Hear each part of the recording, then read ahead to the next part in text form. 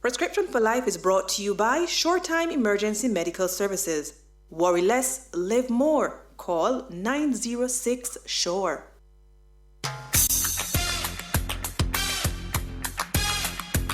Good evening and welcome. This is Prescription for Life here on Nationwide 90 FM. We're coming to you live from our studios here, 6 Bradley Avenue in Kingston. Today is Tuesday, November 7, 2023. And that's the authenticity of our liveness, which is why I say the date when I come on, lest you think that, it's a program that you would have heard already. No. As Bob Marley said to the fans in Zimbabwe, we're coming to you live and direct. You know what live and direct mean? It means live and direct. Yeah. So today, Tuesday, November 7, 2023, we apologize for the lateness of the start. That was to accommodate the man, the myth, the legend, Dr. Andre Gale McDonald. Good evening, Doc. When you call out somebody's full name, usually it means something. Whenever my mother calls me by my full name, George, yes, I know that something is wrong. Well, in this case, something is good because I want to say to the listeners that it is quite in order for you to be congratulated on this evening for completing successfully your Master of Science in Sports Medicine, completed at the Faculty of Sports at the University of the West Indies Mona campus. Congratulations, Doc. I have to give the man a round of applause. Well done, man. Well done. Well done, sir. Thank you very much, sir. So much degree you have now?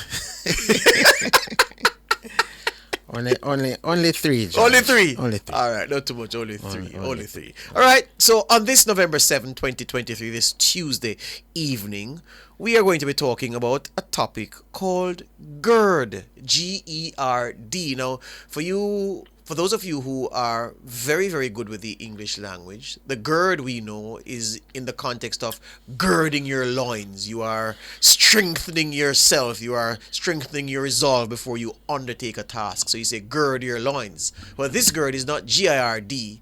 It's G-E-R-D.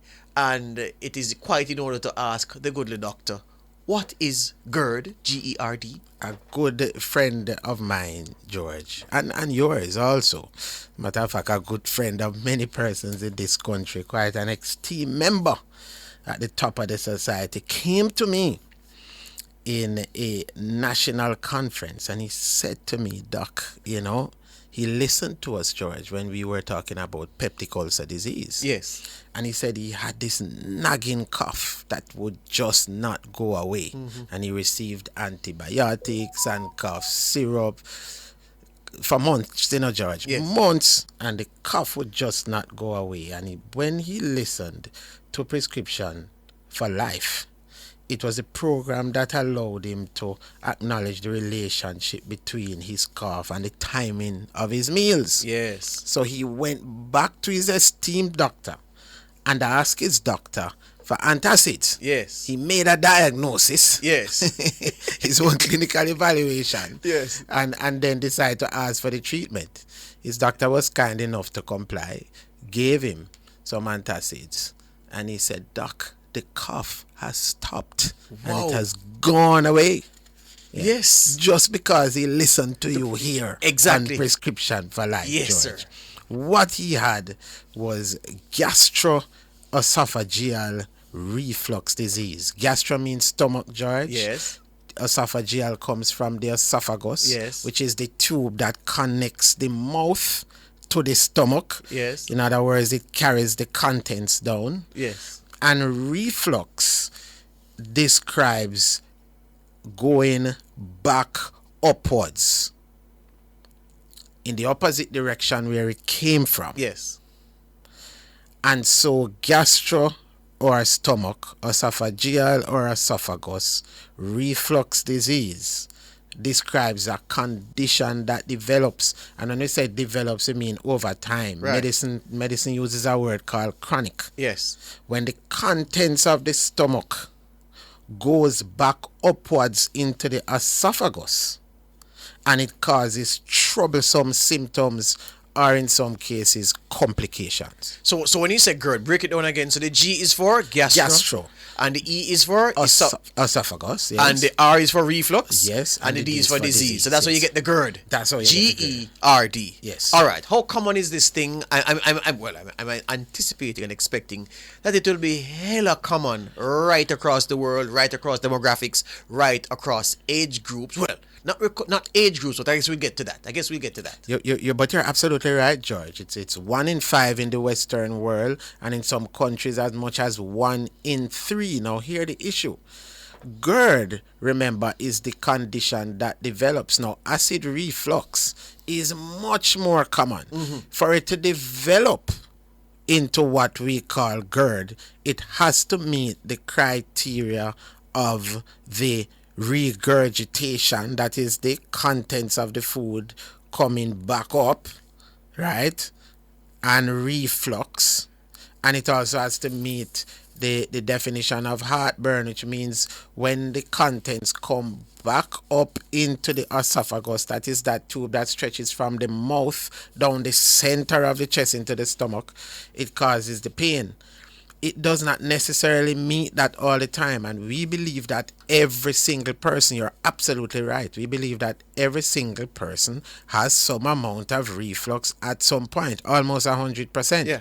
But you ask about the definition of GERD, and the thoughts are that the definition of GERD is met in 20%. Some countries even get as high as 33%, 1 in 3.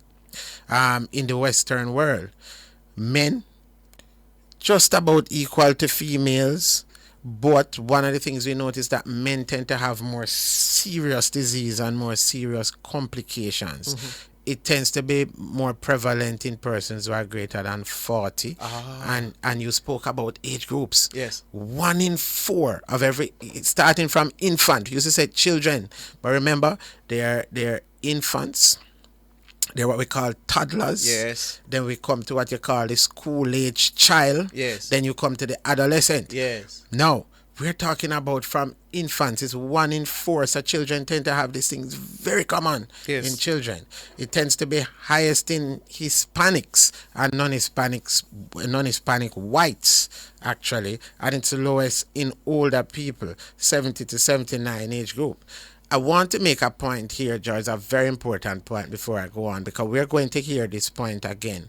I hope to make it at least 3 times before. There are many persons who are going to have chest pain, and they're going to think it is what we call GERD or gas. Yes. I want to tell the listeners that a 72-year-old lady came to my office. She had chest pain. She was belching. Typical signs of gas, Use ginger tea, because I know persons are going to be talking about the almighty prescription for everything. There you go. Yes. And she said it caused her to belch a couple more times, and she felt better. Yes. She said she went to her private doctor. And remember, she presented to me at 2 o'clock in the morning. She went to her private doctor, who would have prescribed some antacids for her. He had agreed with the diagnosis of GERD, of gas. And the truth is, I want to make the point to listeners that it is possible for GERD to coexist with a more dangerous condition called heart disease. Yes.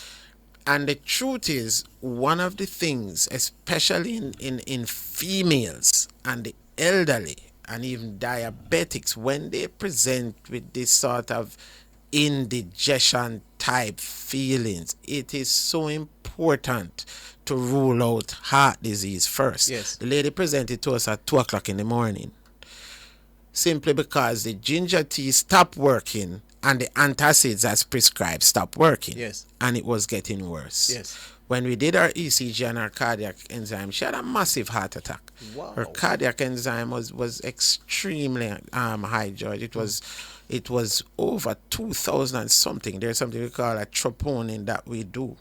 Extremely high value. Her ECGs did show that she had what we call massive, what you call ST elevation. It means she was having a heart heart attack right now. Yeah, let's take the break and pick that up. Yeah. Pick that up on the other side. So we're talking about GERD. We're talking about a gastrointestinal disorder that is extremely common across demographics. More on Prescription for Life, brought to you with the kind support of SureTime Medical after these. Welcome back to Prescription for Life, brought to you with the kind support of SureTime Medical. You can find the SureTime Emergency Medical, 10 Trafalgar Road in New Kingston. Their 24-hour lifeline is 394-5433, 394-5433. If you want to ring them on the landline, is 906-7873. 7873 906-7873 394-5433 are the key numbers. You're talking about GERD. It's a gastrointestinal disorder affecting people of any and every age. 20% of people in the US experience it, the doctor says, and it happens when stomach contents, gastric secretions with or without food, regurgitate into the esophagus, resulting in a bad taste and a burning sensation in the chest and the throat. If I had $1 for the number of times I saw someone rubbing the middle of their chest and saying, "Boy, my stomach," I laugh to myself and I say, your stomach in your chest. But for Jamaicans, your chest is your stomach. Or as they say in rural Jamaica, in tumuk. Yeah, tumuk. Tumuk hurt me. Anyway, it's no laughing matter. Have you ever experienced a bad taste or burning sensation in your chest or your throat? If so, give us a call and talk to the doc. Pick Doc's brain. You can call on 630-9371 to 4, 630-9371, 9372, 9373, 9374, or 618-8255. Right. At the top of this segment, Doc, I want you to just distinguish for the benefit of the listeners. What's the difference between GERD and acid reflux? I can hear persons asking, so okay, is it a thin line between both of them, or how do you distinguish them? It's a wonderful question, and if persons are asking this, then they're on the right path medically. That is one of the greatest challenges with diagnosing GERD, and that is the reason why many studies would have said that the figures presented for persons with GERD can never be totally accurate because the line is so thin. One of the clinical criteria that we have for persons who have GERD is that they must be having symptoms of heartburn and regurgitation. Remember, heartburn is that pain you feel in the chest, and regurgitation is when you feel like the food comes up into your mouth. Yes. And the acid comes along with it. This must happen for 2 or more days, and it must be happening for quite some period. In other words, it must be a chronic condition. The thing about GERD is that before it happens under normal circumstances, George, for the benefit of the listeners, food travels through the mouth when somebody ingests or eats something, and it goes through a circular muscle called a sphincter into the esophagus. The sphincter is like a door, George. Yes. You have to enter this room through a door. Yes. And the door opens and closes to allow things to go through. Yes. The thing about the sphincter, the upper esophageal one, which means the one between the mouth and the esophagus, is that it's supposed to be a one-way door. Yes. Like a one-way street. Down only. Down only. And then it goes along the esophagus, and it gets now to a second door called the lower esophageal sphincter. And why is it upper and lower? Because when you're eating, you're expecting to be either sitting or standing, George, for the most part. Yes, sir. Some people might lay down, but Yes. most of us sit or stand. Yes. So the lower one opens up, George, to allow food to enter the stomach. That is supposed to be a one-way route also. So both the upper and lower esophageal sphincters, which are muscles, that's all the sphincter is, a circular muscle that opens and closes like a door. If they are functioning normally, then traffic is one way. If it is that there is a challenge, which means the upper or the lower is not functioning well, then The process of reflux is where the acid and the food goes through the lower back into the esophagus. But you understand that because you're sitting or standing, it must be going upwards. Yes. And the process of regurg is where it now travels all the way up the esophagus, George, and now goes through the upper back into the mouth. Yes. And many persons with GERD will tell you that they're laying down flat. Yes. You realize that they're not sitting up anymore. Yes. They're laying down. So now food doesn't have to travel up against gravity. It can just run along a roadway. Yes. It runs along the roadway. It goes through the lower one, which is the first one, then the upper one, and then gets into their mouth. But when it's there now, it's with acid and everything. Yeah, man. And some of this, George, even goes into the larynx, into the lungs. It goes over into. You ever hear people talk about the wrong throat? Yeah, man. Go down the wrong throat. Yeah. And they get up in the night coughing violently, and they feel as if they're going to choke and they're going to die. This is what happens during regurg. Reflux, when it moves from the stomach to the esophagus, as it continues to run along the esophageal lining, which is that straight tube running from the mouth all the way down the middle of the chest to the stomach. That is where you feel the chest burning, Yes. the heart burn. Yes. The heart is to the left of that, George. Yes. But you feel the heartburn. We call it retrosternal because it is behind the chest plate. Yes. That breast, that bone that you feel in the center. man. It is called the sternum. And this is why they call it retro, which means behind Yes. the sternum. Retrosternal chest pain. That is what people feel as the heartburn, and when it comes up into your mouth, that is what people call regurg. When it moves from the stomach into the esophagus, that is what they call reflux. So, perhaps it is that you have this attached to another part of the presentation as we go along, but it's needful that I ask it now. So, based on the description you just gave about the two trapdoors, the upper and the lower sphincter muscles, Yes. one between the mouth and the top of the stomach, And the top of the esophagus. top of the esophagus, and one at the lower end of the esophagus, And right? the stomach, Good. yes. Good. So, the obvious thing to ask is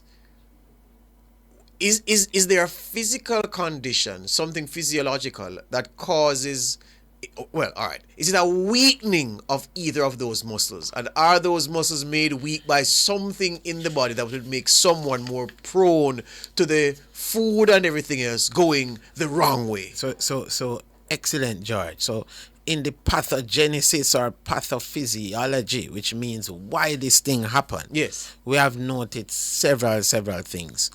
These include, you absolutely are right, weakening of the muscles themselves, both the upper and the lower, and usually it starts with the lower, or anything that can force the muscle to be weak. In other words, you have a door, but the door is not necessarily weak. But if myself, yourself, and Michelle and Latoya decide that we're going to all push against the door, then the door will be rendered weak because we are pushing against it. So there are some conditions. There are conditions that will increase the abdominal pressure, for example. Press on the stomach, which is a hollow tube. Yes. And because it presses on the stomach, it increases the pressure inside the stomach, just similarly to how we would increase the pressure on the door. Yes. And if we increase the pressure inside the stomach, then it will force the contents back up through a door that was not meant to open. Yes. So if a lady is pregnant, for example, that womb is growing. Yes. It's what I'm saying. Yes, Baby's getting big. Yes. The stomach now has less space, the diaphragm. As a matter of fact, all the intra-abdominal contents is now going to fight because baby has to survive. And when baby grows and womb grows, everybody Muscles under strain. has to play second fiddle. If somebody is obese, George, same thing. Fat is going to cause that increased abdominal pressure, and it will cause that issue. if somebody eats a large meal, George, and the stomach is overfilled, Yes. the poor stomach is now being stretched to the capacity that it is not normally meant to be stretched. And therefore, some of the food will be forced back in the opposite direction. There are persons who love to eat late at night, George. And what they do when they eat late at night is to lay down. Yes. Flat. Yes. So again, we don't have gravity helping the food to go down. No. What the food is doing is running along a roadway. Yes. And the food will come back up. There are drugs, there are medications that people take. And people need to know many of these medications that actually cause the sphincter to be weakened. They're taking the medication for something else, Yeah, man. George, but it causes the sphincter to be weak. You have to ask your doctor, a whole list of them, but you have to ask your doctor about these drugs. Consumption of excess alcohol, smoking, especially secondhand smoke. All of these things are thought to play a role in the weakening of the lower sphincters. One of the things we have noticed, though, George, sad to say, when it comes to GERD, we tend to see it in the lower socioeconomic strata. And why? And why? This is because, believe it or not, they tend to be more overweight. That's a big part of it. You've consistently said that. Yeah. Yeah, man. All the time. George, they tend to eat more fatty foods. Yes. Fried foods. Drink more alcohol in excess. Yes. And all of these contribute.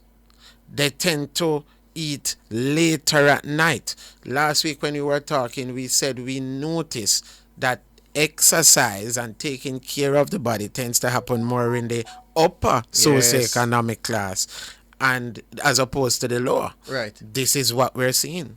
And unfortunately, these are challenges. The lower socioeconomic class also, George, last point before I go to the break, tend to drink a lot of sugary beverages and a lot of sodas, and this also tend to exacerbate the symptoms of GERD. All right.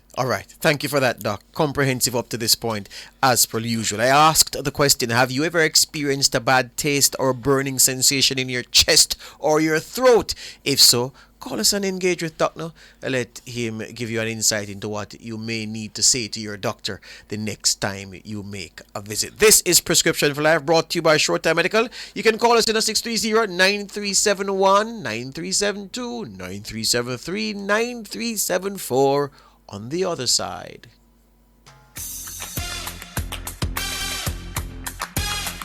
Welcome back to Prescription for Life here on Nationwide 90 FM, brought to you with the kind support of SureTime Medical. You can find SureTime Medical, 10 Trafalgar Road in New Kingston. It's that bright yellow building on the left going up. Well, there's not a right going up on Trafalgar Road. There's only a left, so it's on the left going along Trafalgar Road. And yeah, you can see the doctor there for only $3,500. That's the general doctor's visit fee. $3,500 at SureTime Medical, and they see some of the top people in Jamaica. When they have a complaint, they check in on SureTime, and all of us have cause to pop in because it's so convenient, centrally located, and the staff ultra professional. They place service above everything else. It's a great place to go if there is something wrong with you, if you feel like there's something wrong with you, if you need counseling about a diet plan you want to put together,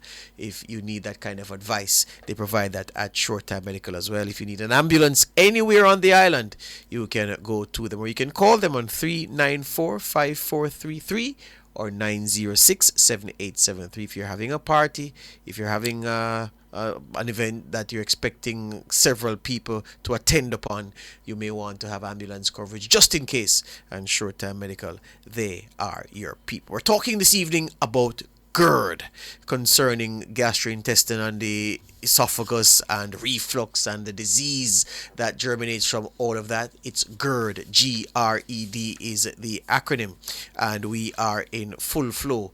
And Doc, so here's where we go now. When you say that people who eat a large meal and have a lie down soon after are particularly susceptible. Just spend a little time and tell the listeners the science behind that. So some people say, well, it's funny, I'm at my house, I eat a big meal, or I eat, and I lay down, and this happens to me. But if I'm in the hospital and I eat the same amount and I lay down, it don't happen to me. So I don't understand what's happening scientifically. What happens when you eat the food and lay down? What the food are doing inside you that causes it just shoot up through the muscle that is supposed to keep it going only one way, which is down. But, well, George, you made a point that if the listeners are listening carefully, they would have heard something. And if they're listening extra carefully, they would have heard something else. There was a patient who I had with me recently, was admitted, who had the same acid reflux.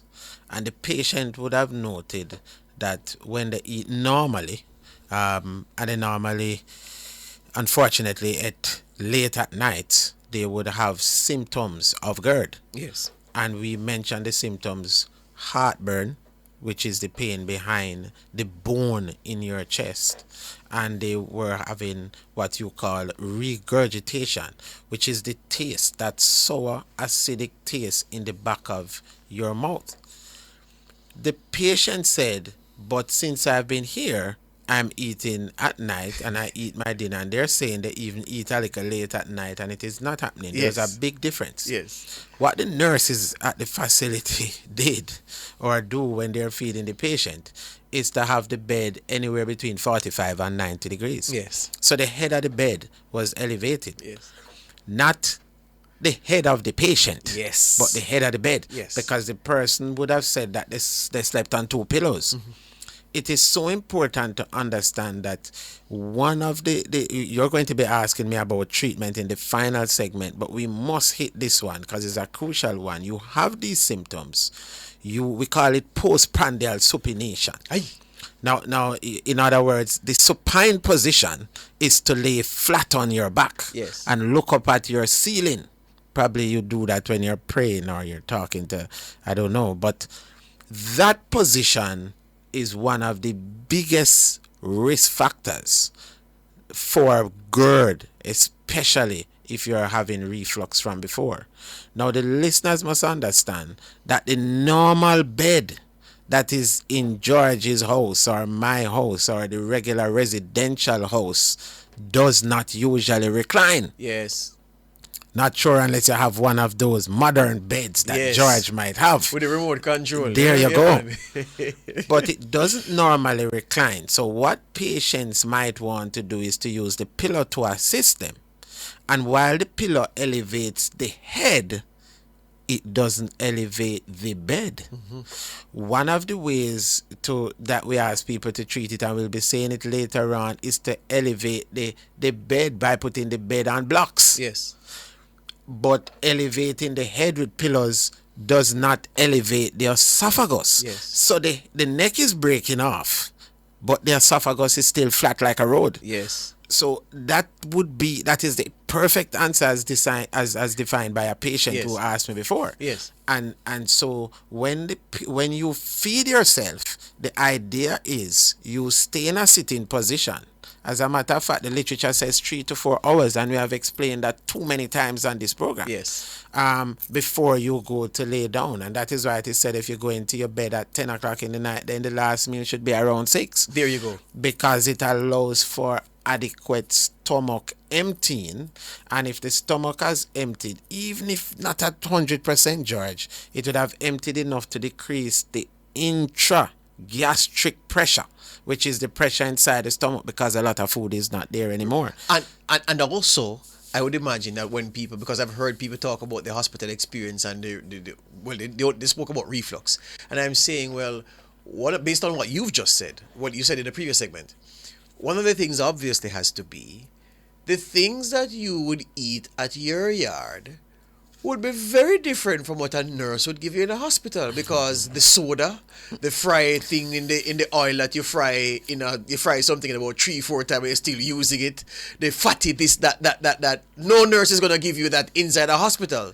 So it is highly likely that a part of the reason for the problem you're having when you eat at your house and go lay down quickly is also because of the contents of what you are eating. One of the things that a lot of you're absolutely right, George.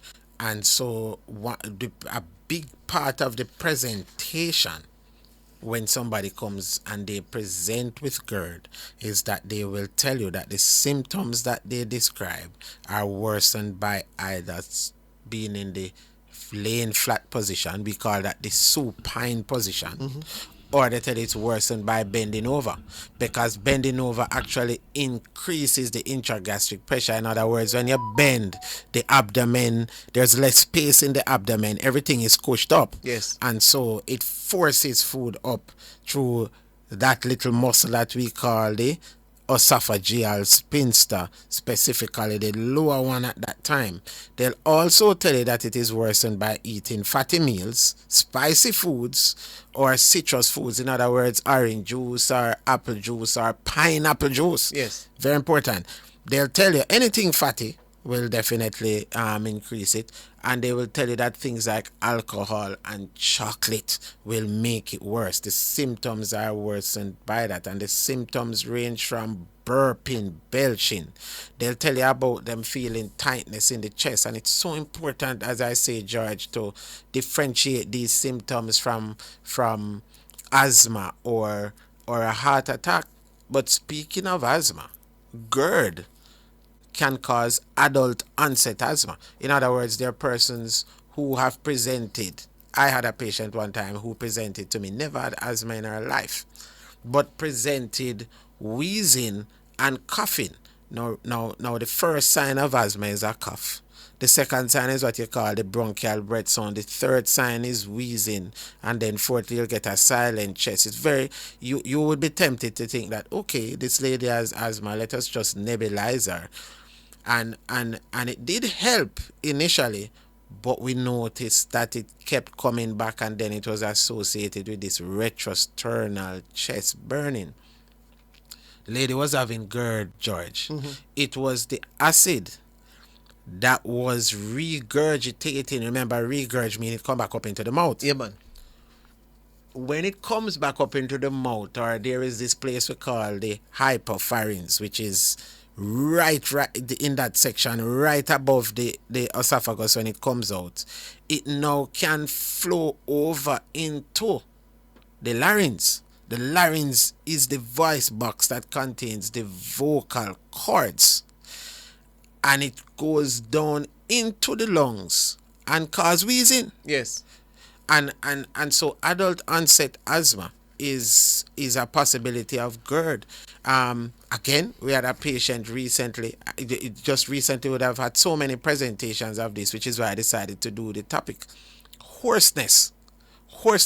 The persons who come with hoarseness, laryngitis, and chronic laryngitis is one of the challenges with GERD, chronic GERD. And so when you treat the patient for the laryngitis, treating GERD is so significant. Yes. A big one that many Jamaicans will have is chronic sinusitis. The acid can cause the sinuses to be inflamed. And these are things that normally can be missed. Yes. In the short time before the final break, Doc, why though would, say, an 11-year-old eats a big meal, goes to lie down immediately because he eats so much food, he feels drowsy. So he goes to have a lie down, lies down, no problem. His grandmother, 60 years old, sat at the same table, ate the same things, belly busto. Boy, I'm going to lay down because the food made me feel drunk. Lies down, and within 7 minutes, Doc, fly up,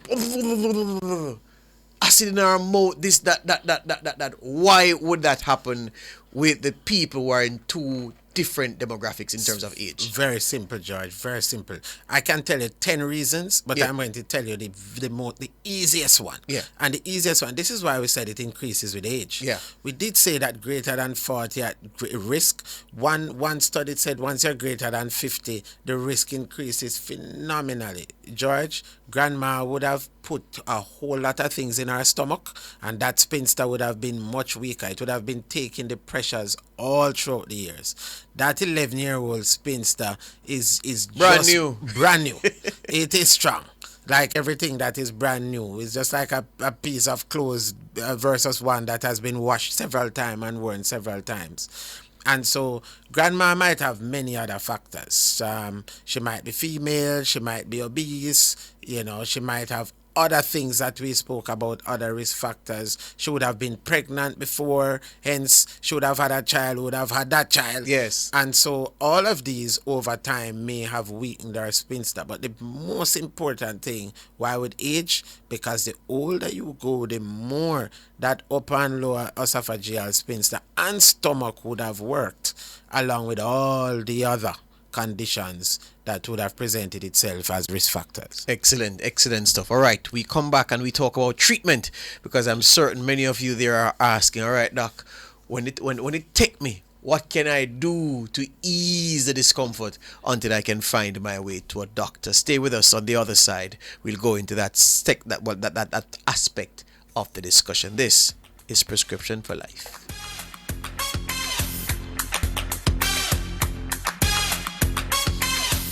Our super producer is mathematics. But that's not even math. That's arithmetic. Come on now. That's not math yet.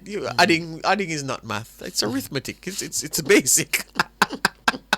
Doesn't know how old she is, but she's not old, people. She's not old at all. All right, we're talking about GERD, and we're talking about treatment of the condition. And I liked how I framed it before the break, Doc, to say that this is a segment now where you're going to tell people what can be done to ease the discomfort on their way to the doctor or before they can find themselves at a doctor, and then the treatment options that the doctor will employ if the situation is of a very, very serious nature.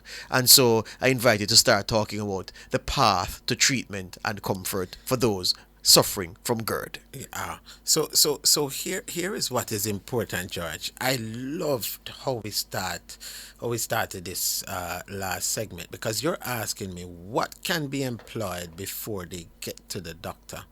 It's a very important question to ask, because if a female, George, and you describe grandma, 62-year-old grandma, has chest pain and burning, chest pain, and the issue with the chest pain of GERD is that it mimics what we call angina pectoris. Now, angina is heart pain that comes from the heart, as opposed to heartburn that comes from the esophagus. Yes. Very important distinction, but it mimics it.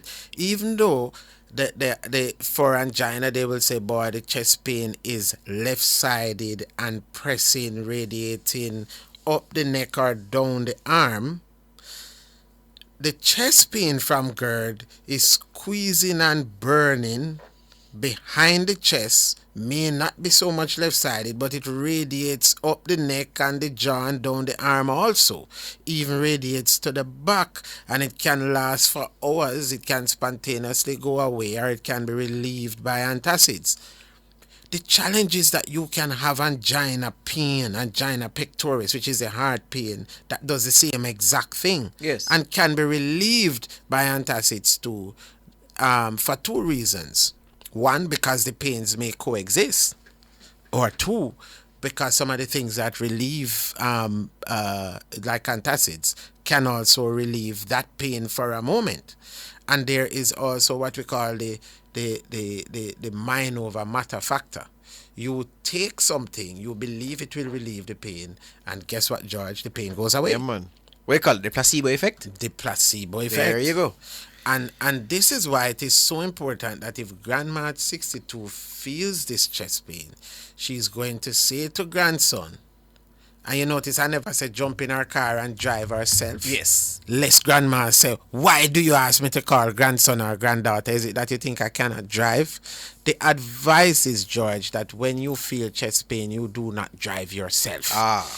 Because both the pains of angina pectoris from the heart proper and heartburn from the esophagus, both of them can be exacerbated or increased by emotional stress. Ooh. So the more you work up yourself, right, physically or emotionally, is the more this pain can increase.